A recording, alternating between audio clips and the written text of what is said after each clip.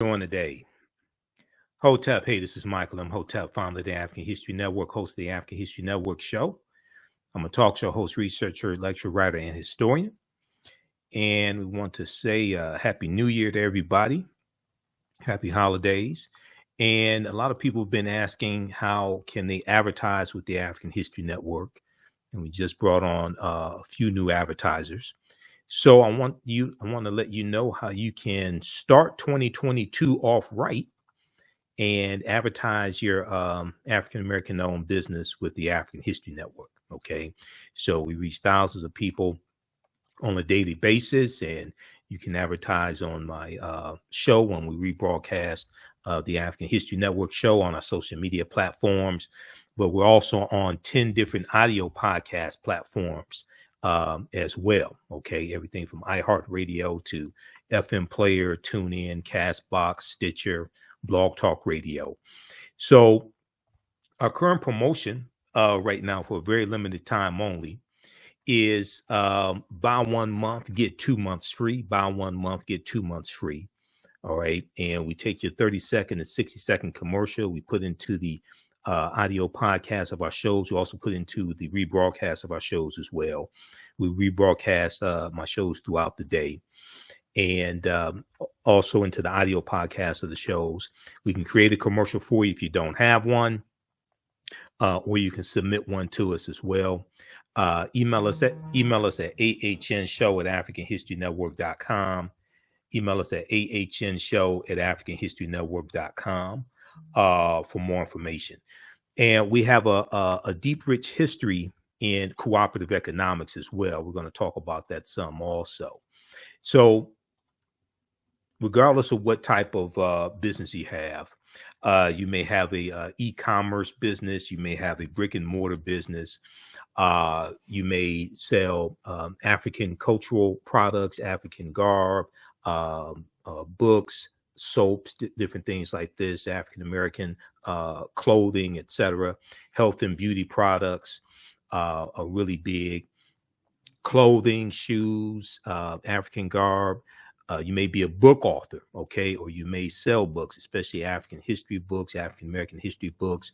It could be African American books that are fiction, but something that's really big are books for children, positive books for children that show positive images of African Americans. You may have a educational business. You may do homeschooling or produce curriculums or courses or teach financial literacy, things like this. Okay. So you want to advertise with the African History Network. Email us at ahnshow@africanhistorynetwork.com, ahnshow@africanhistorynetwork.com. And we'll let you know how you can advertise with the African History Network. Our current promotion is buy 1 month, get 2 months free. Buy 1 month, get 2 months free. Also, African American business owners, post the name of your business here on the thread of the broadcast as well. Okay. So we have a deep, rich history of cooperative economics. All right. And we know that the fourth principle of Kwanzaa is Ujamaa, which means cooperative economics. But a lot of people don't know the history that African Americans have dealing with the co-ops and cooperative economics. There's a good book from Dr. Jessica Gordon Nimhard, Collective Courage, that deals with the history, a deep, rich history that we have with co-ops. And Collective Courage, a history of African American cooperative economic thought and practice. Okay. And I interviewed her back in 2014. And there's also a good article from AtlantaBlackStar.com that talks about this. So we're going to deal with a little bit of the history of African Americans engaged in cooperative economics as well. Now, the Black cooperative movement has always been parallel to the Black liberation movements and civil rights movements. We've mostly heard about the political side of the movement, but you can't name a major Black political leader that did not point to cooperatives as a path to freedom. Whether you're talking about Dr. King, Malcolm X, Dr. W.B. Du Bois, Booker T. Washington, we know the Colored Merchants Association, which we'll talk about in a minute, comes out of the National Negro Business League. Okay. All right. Now, if we look at this here, now Dr. W.B. Du Bois in 1935 said, there exists today a chance for blacks to organize a cooperative state within their own group by letting Negro farmers feed Negro artisans and Negro technicians, guide black home industries, and black thinkers plan this integration of cooperation, while black artists dramatize and beautify the struggle. Economic independence can be achieved. To doubt that this is possible is to doubt the essential humanity and the equality of brains of black people. All right. So when we look at our history, you could read Before the Mayflower by Lerone Bennett Jr., but Collective Courage is a really good book that focuses on history and entrepreneurship and specifically the cooperatives. And the concept of the cooperatives are principles we brought with us from Africa, okay, especially West Africa. There's a good article from AtlantaBlackStar.com that deals with 5 historic examples of cooperative economics that advance the black community. One of them, they talk about the Susu system, okay, which we see popular in West Africa and the Caribbean. And in parts of West Africa and the Caribbean, an ancient version of cooperative economics exists called Susu. As one of the oldest forms of microfinance in Africa, the practice is run by one of Africa's oldest financial groups, known as Susu collectors. They run their businesses from kiosks in the marketplace and act as mobile bankers. Clients make low but regular deposits on a daily or weekly basis over the course of a month into a Susu account.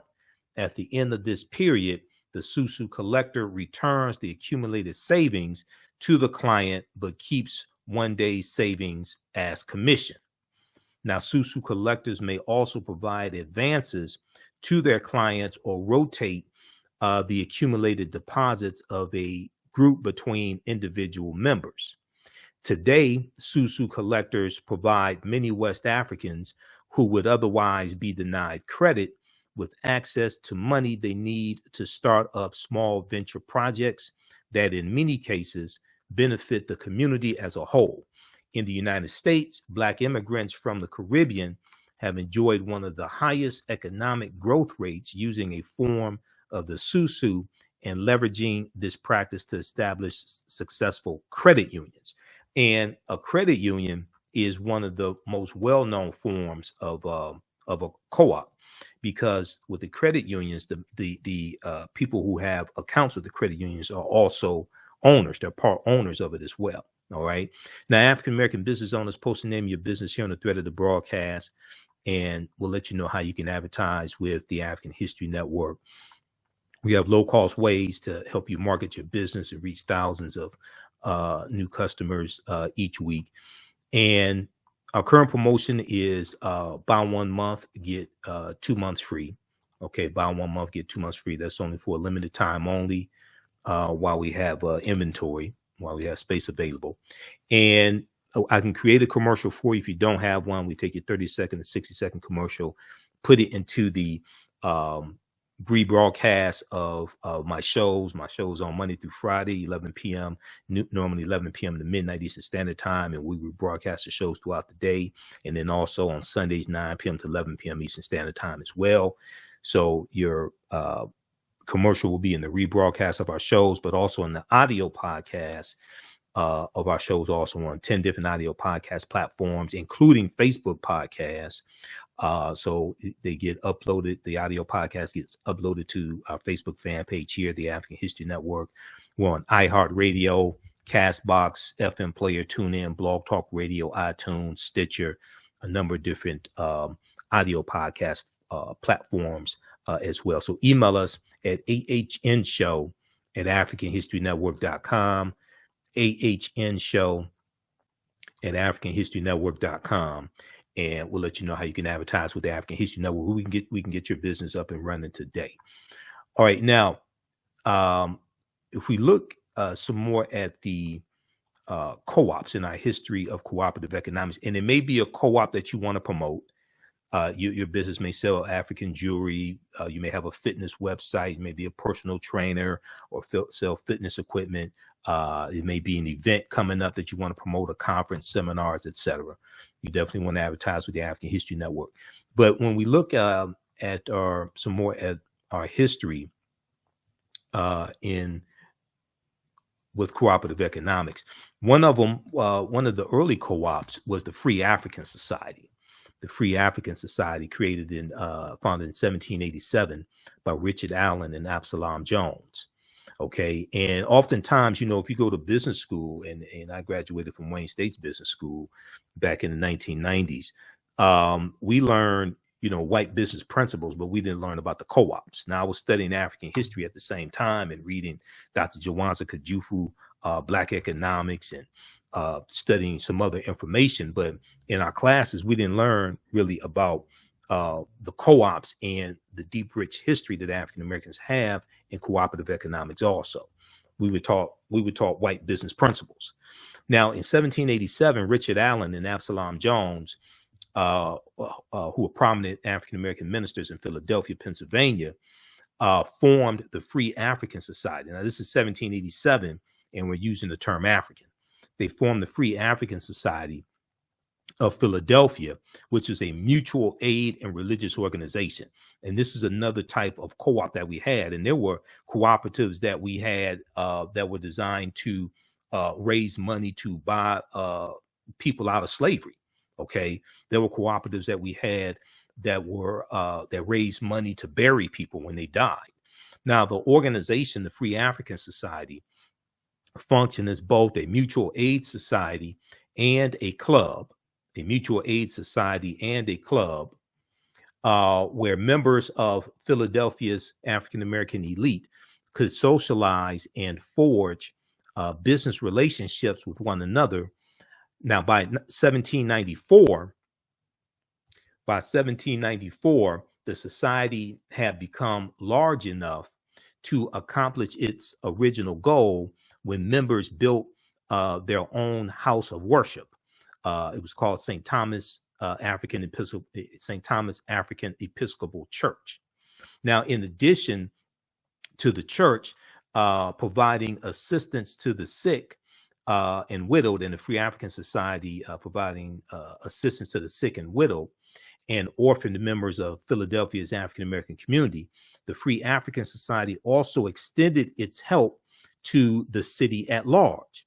The society's most famous contribution to the city of Philadelphia was the help members provided during the yellow fever epidemic in 1793, which killed thousands of Philadelphians. Now, blackpast.org has some really good information there dealing with the Free African Society. Okay, and this is one of the institutions that we put in place to help empower African Americans and help fight against white supremacy and racism. So we have a deep, rich history of this and leveraging our economics to push our agendas and even push political agendas also. All right, now another example of co-ops that we had. Now, this is the Colored Merchants Association. This is this is one of my favorite ones because this came out of the Negro Business League, the National Negro Business League, the Colored Merchants Association. And this was, you see Booker T. Washington there in the middle, in the front row. And this was designed to help African American grocery store owners better compete against the white chain stores, the Kresge's and A&P's, Woolworth, things like this. Okay, so in 1928, the National Negro Business League of Montgomery, Alabama, established the Colored Merchants Association, the CMA, the Colored Merchants Association, which was a cooperative organization of African American grocery stores. And one of the most popular types of businesses that we owned back at this time, late 1880s, 1890s, early 1900s, were grocery stores, but then also funeral homes and life insurance companies. Okay, because you have to eat, you're gonna die, and you're going to need some life insurance, burial insurance, etc. Okay, so this, or the Colored Merchants Association, which is really not talked about a lot, came out of the National Negro Business League, which was founded by Booker T. Washington in 1900. And so the National Negro Business League established the Colored Merchants Association, the CMA, which was a cooperative organization of African American grocery stores. The purpose of the organization was to reduce the operating costs of Black retailers through mutual support. Reduce the operating costs of Black retailers through mutual support, cooperative buying, and collective marketing. So being able to buy in larger quantities, get economies of scale, get a lower price, pull resources together, have collective marketing so they can get better rates when they market in newspapers or different things like this. Okay. And this was designed to help these African-American grocery stores better compete against the larger white-owned chain stores. And this was taking place in a harsh market dominated by white-owned chain stores. The Colored Merchants Association model, the Colored Merchant Association's model, was markedly successful. Associated stores reported increases in business and profits. Now, the association spread to nearly 18 cities, including Chicago, Philadelphia, Nashville, Dallas, and New York. The Colored Merchants Association built its national headquarters in New York City in October 1929. Chapters were organized in cities with 10 or more stores. Now, the members of the Colored Merchants Association paid $5 per month per store and were required to meet designated standards. By 1930, 253 stores were part of the CMA network. So these are African-American owned grocery stores that are in this organization designed to help them to better compete. Okay. Now, if you all are, one, African-American business owners, post the name of your business here on the thread of the broadcast. Two, if you're a member of a cooperative, especially a food co-op. Now, here in the Detroit area, we have Black Food Security Network. Okay. But if you're a member of a co-op, especially a food co-op or something like that, or a co-op, cooperative grocery store, post the name of that as well. All right, let's continue here.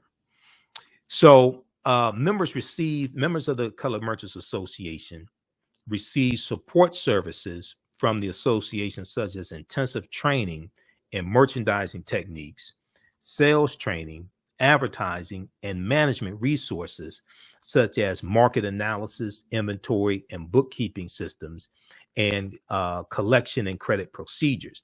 Now, these are some things that hopefully the Black Chamber of Commerce in your city is doing. If not, maybe you all can in that city create an African American Chamber of Commerce that addresses some of these issues. But these are some things that I know in some cities the Black Chambers of Commerce are trying to address, but they need support as well.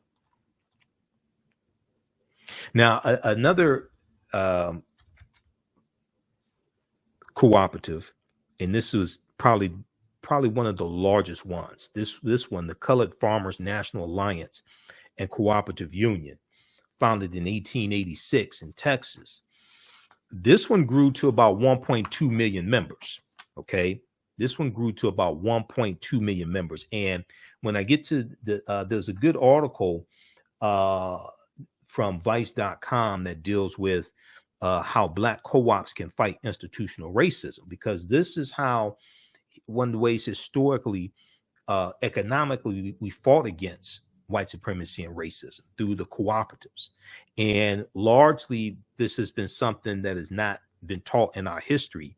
And a lot of, African Americans go to business schools, they go to white business schools, predominantly white institutions, or they may go to business schools at some HBCUs and learn white business principles and don't learn this type of information. Okay. So what happens is a lot of these co-ops had to disband because they got threats from white people. They got threats from white supremacists.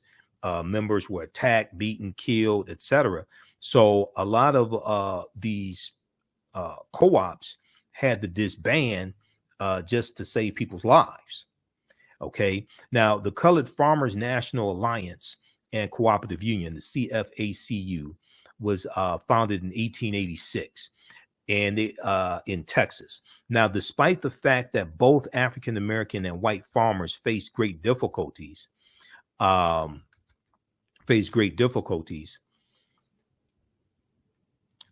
to the rising price of farming and the decreasing profits that were coming from farming. Okay, the protective organization known as the Southern Farmers Alliance did not allow African American farmers to join. So you had a group of African American farmers who got together and decided to organize their own alliance to fill their need. Okay, and they call it the Colored Farmers National Alliance and Cooperative Union. Now, the CFACU operated under fear and harassment by white farmers, but managed to operate several cooperatives in the late 19th century before having to disband, because they were getting death threats and being attacked. Now, members of the CFACU shared agricultural techniques and innovations and coordinated cooperative efforts for planting and harvesting. The union promoted alliances between farmers and laborers and was active in local and regional politics in order to maintain rights for African Americans after Reconstruction. Now, Reconstruction is 1865 to 1877, and I teach a class usually on Saturdays from the Civil War to the Civil Rights Movement of Black Power, 1865 to 1968. Now, it's estimated that the Colored Farmers National Alliance and Cooperative Union had 1.2 million members and was the largest Black organization of its time. Okay, they grew to 1.2 million members, but you know, they had to disband, and you're going to see this oftentimes where you have these organizations that are being attacked by white supremacists. Okay, not able to join white unions, not able to join white organizations, but then they get attacked by white supremacists when they become prosperous and organized amongst themselves. Now, this is if you see some of my lectures, you hear me talk about the pyramid principle that two of my teachers, Dr. Leonard Jeffries and Professor James Small, teach about. And, you know, the foundation of the pyramid is African history and culture, which gives us our VIPs. It gives us our values, our interests, and our principles. And this influences the two sides of the pyramid, our economic empowerment and political empowerment, but it also influences how we engage in economics. Okay, do we take white business principles and dress them up in red, black, and green? Okay, or do we operate based upon cultural business principles and cultural ways of doing business and cultural ways of structuring businesses? Okay, and this is something that the cooperatives teach us. And once again, like I said, these are principles we brought with us from Africa. Okay, so the foundation of the pyramid is African history and culture. It's our history and culture that gives us our values, our interests, and our principles, our VIPs. This gives us a cultural paradigm that we see reality through. And one side of the pyramid is our economic empowerment. The other side is the political empowerment. And we have to have a synthesis of all of these sides as well. We have to have a synthesis of all three of these, not just one. And when we look at all the great African civilizations that many people like to talk about, whether we talk about ancient Kemet, ancient Egypt, whether we talk about Nubia, Ta-Nehisi, Abyssinia, Songhai, Mali, Songhai, Great Zimbabwe, Ghana, things like this. When you study those societies, they have some type of economic system. Okay, they're going to have some type of bartering, some type of trade, some type of monetary system. They're going to have some type of marketplace also. Okay, they're going to have some type of bartering system, some type of monetary system, whether it's gold, whether it's salt, some type of medium of exchange. They're going to have some type of marketplace as well. Okay. So when we look at all these different great African civilizations, so this is in our history. Okay. Now, if we, and those who just joining us, I'm Michael Imhotep, host of the African History Network show, founder of the African History Network. African American business owners, post name your business here in the thread of the broadcast, and email us at ahnshow@africanhistorynetwork.com. We'll let you know how you can advertise with the African History Network. Our current promotion right now is buy 1 month, get 2 months free. Buy 1 month, get 2 months free is our current promotion for limited time only while we have inventory. Email us at ahnshow@africanhistorynetwork.com. ahnshow@africanhistorynetwork.com. We'll let you know how you can advertise with the African History Network. We take your 30-second to 60-second commercial, put it into the rebroadcast of my daily show. And then it's also in the audio podcast version of my shows. So we're on 10 different audio podcast platforms: iTunes, iHeartRadio, FM Player, Stitcher, Castbox, FM Podcasts. And we reach thousands of people with each episode. Okay. So email us at ahnshow@africanhistorynetwork.com. We can get you up and running today. Now, I want to go back to this here. So we have the Colored Farmers Union, and there's a good article from Vice.com that deals with some more of this information. And this article is from 2016, August 9th, 2016. I want to focus in on page 6 of this article. You can read the entire article. It's called How Black Co-ops Can Fight Institutional Racism. And it's an interview with Dr. Jessica Gordon-Nembhard, who wrote the book Collective Courage. Okay. And she's an expert on cooperative economics, about the ways that African Americans can join together through a capitalistic enterprise and create social change. It's a really good article from Vice.com. Now, there are other articles, interviews with her as well. News1.com has a good one also from a few years ago. But if I want to go to page 6 here specifically. Here's a picture of Dr. Jessica Gordon-Nembhard, but I want to focus in on page 6 that starts with how do co-ops function in a capitalistic system? Here's the cover of a book that I just showed you. Her book is fantastic. Like I said, this type of information, I learned this in business school. In business school, we were taught white business principles. This is her book once again.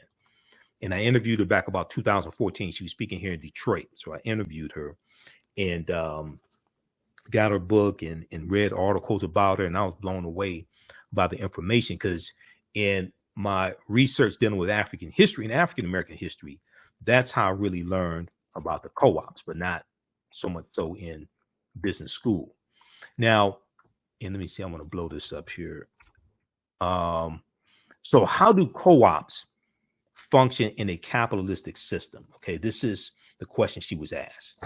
And when, you know, in school, we're taught basically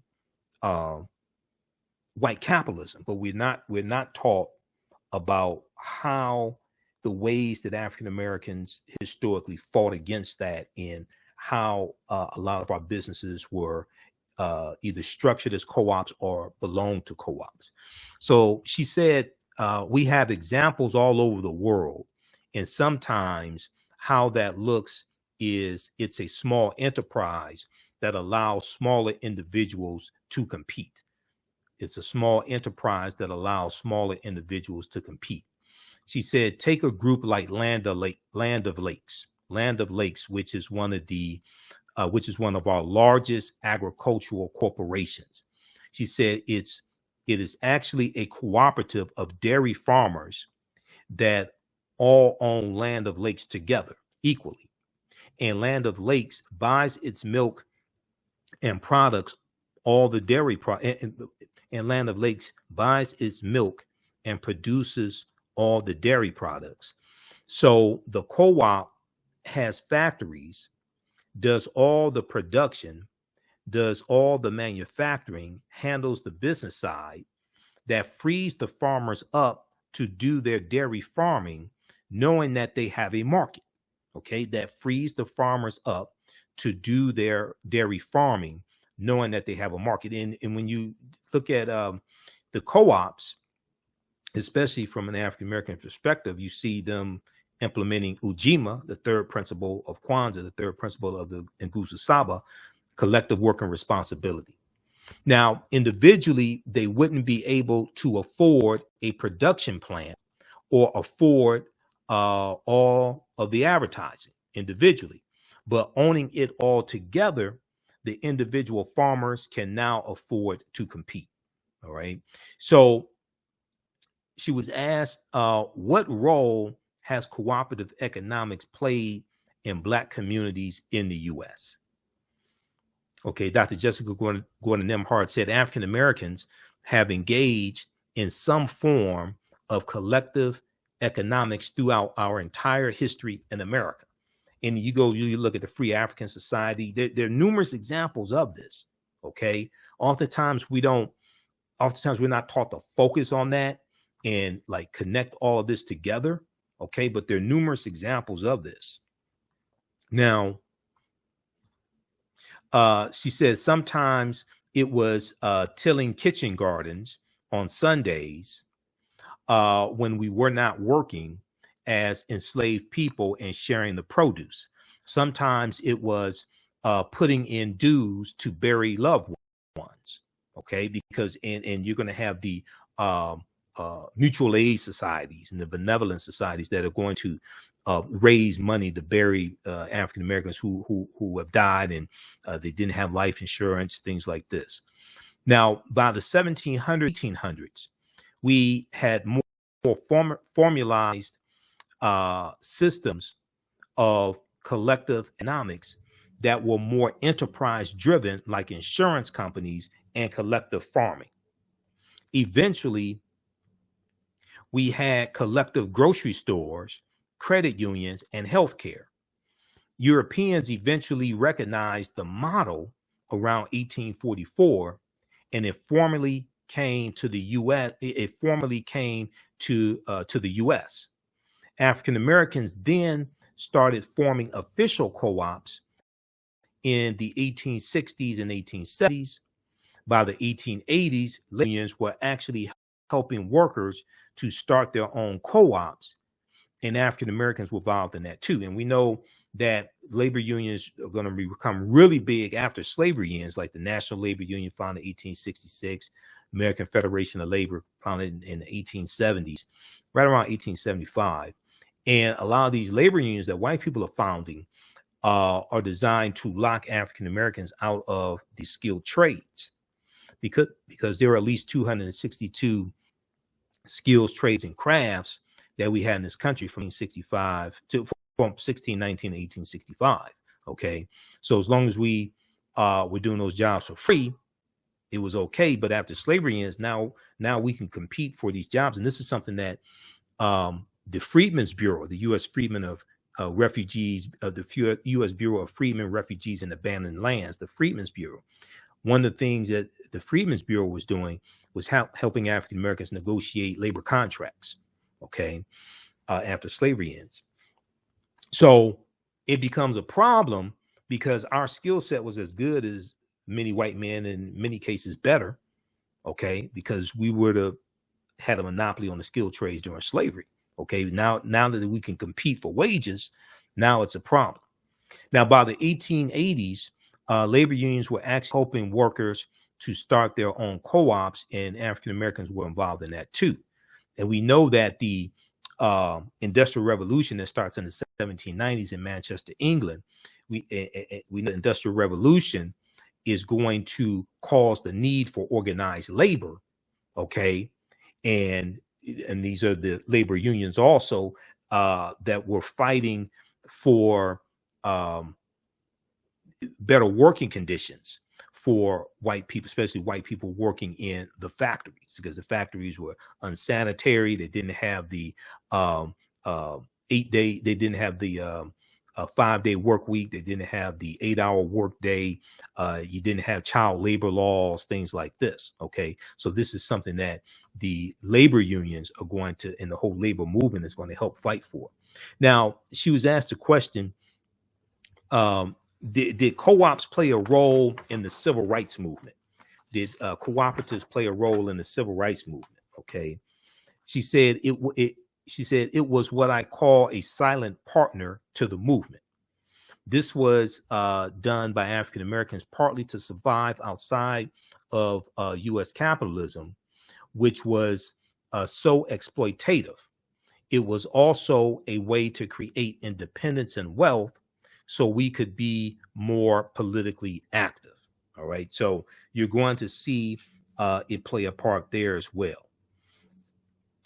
So read the rest of this article here from vice.com. This is how Black co-ops can fight institutional racism. How Black co-ops can fight institutional racism. This is from April. This is from August 9th, 2016. Okay. And this is an interview with Dr. Jessica Gordon Nimhard. This is from August 9th, 2016 from vice.com. All right. Okay. So once again, African-American business owners, email us at ahnshow@africanhistorynetwork.com. We'll let you know how you can advertise with the African History Network. Our current promotion is buy 1 month, get 2 months free. Current promotion, buy 1 month, get 2 months free. And regardless of what type of business you have, it could be an e-commerce business and or brick or mortar store. You may sell African cultural products, African American products, African American cultural products. It could be clothing, hair products, health and beauty products as well, shoes, African garb, books, especially books for children are really big, but history books, you may have a company where you sell African history books, African American history books online, or you may have a bookstore. There could be books of fiction. You may be a book author yourself, self-help, all different types of educational books, financial literacy. Education is really big. Homeschooling.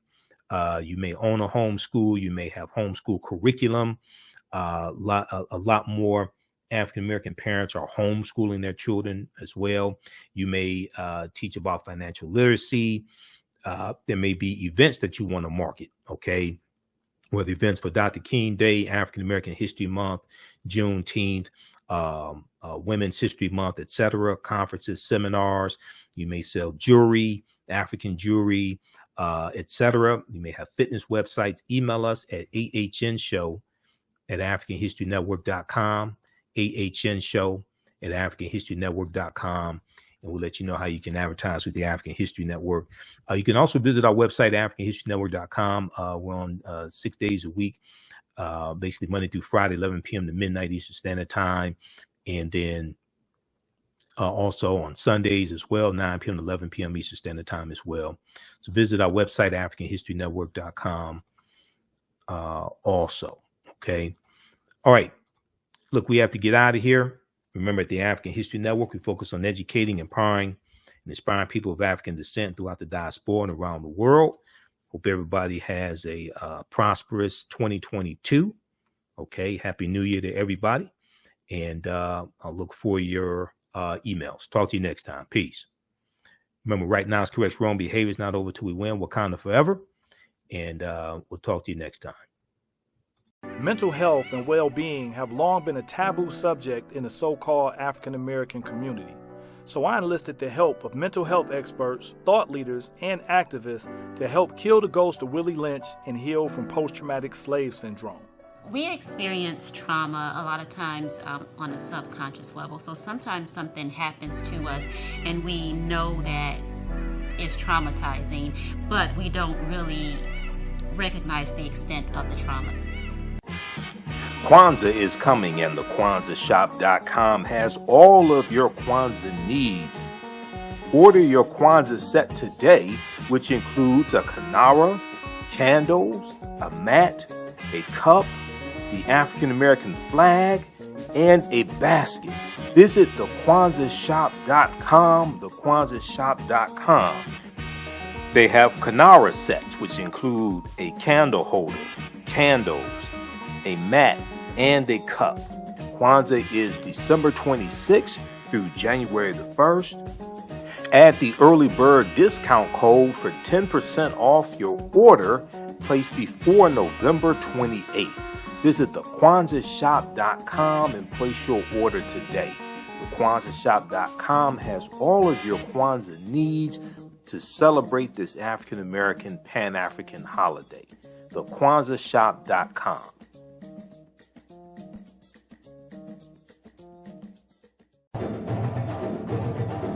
Soul in Motion, celebrating 38 years in the arts. This energetic ensemble of dancers and drummers was started by percussionist Michael Friend and is led by choreographer Associate Director Pam Lassiter. Based in the Washington, D.C. area, Soul in Motion is now accepting bookings for Black History Month, Juneteenth, and summer festivals in 2022. Soul in Motion is also available for more intimate events like naming ceremonies and weddings. To find out more or to book your date, call 240-452-1349 or send an email to info@soulinmotion.org. Be sure to check us out on Facebook, Instagram, and YouTube. Soul in Motion, celebrating our history, our culture, our future. Soul in Motion. Theater, African dance, and drumming since 1984.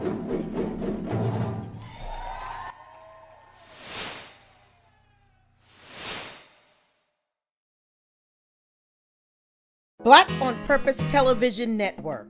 Yes, Black on Purpose Television Network. All black, all positive, all the time. The largest Black-owned streaming television network in the world. Bringing our people together worldwide.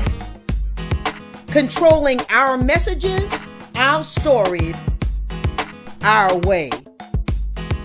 Black TV the way it should be. Black music, Black history, and more. 30 plus channels, thousands of shows. Black on Purpose Television Network. Subscribe now. Gain knowledge in minutes from insightful summaries of progressive and socially conscious books. Blacklisted gives you access to curated content that'll satisfy your curiosity to learn and understand different perspectives. Empower yourself through inspirational and actionable ideas. It's easy to read or listen to on the go. Blacklisted. Empower yourself. Start your free trial today.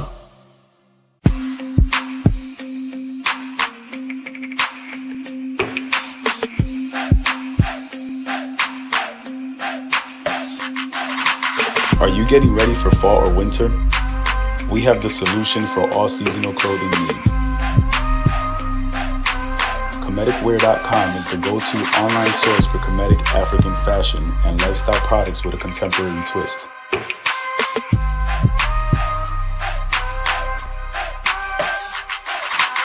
We're committed to offering unique styles reflecting our African heritage.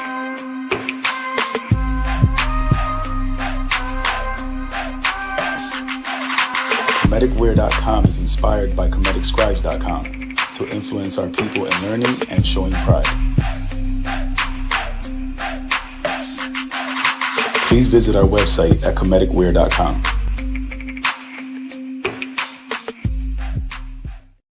We all know the cannabis industry is headed toward an uprise in the past decade. What happens when there is a brand that brings this uprise in a blow? The cannabis industry welcomes her uprise. Hustle her hemp. Delivering excellence with pride is her watchword, and how you choose to embrace it makes it a priority. From cultivating rich cannabis into exquisite and tastefully finished CBD products to delivery, Hustle Her Hemp leaves no stone unturned. Hustle Her Hemp's mission is to empower women of color by building business and creating legacies, uniting beauty, health, and business. We are a pure definition of how we want the CBD industry to become in the future. While we are redefining innovation, we bring the same energy to improving the quality of life. Hustle Her Hemp is the new Uprise.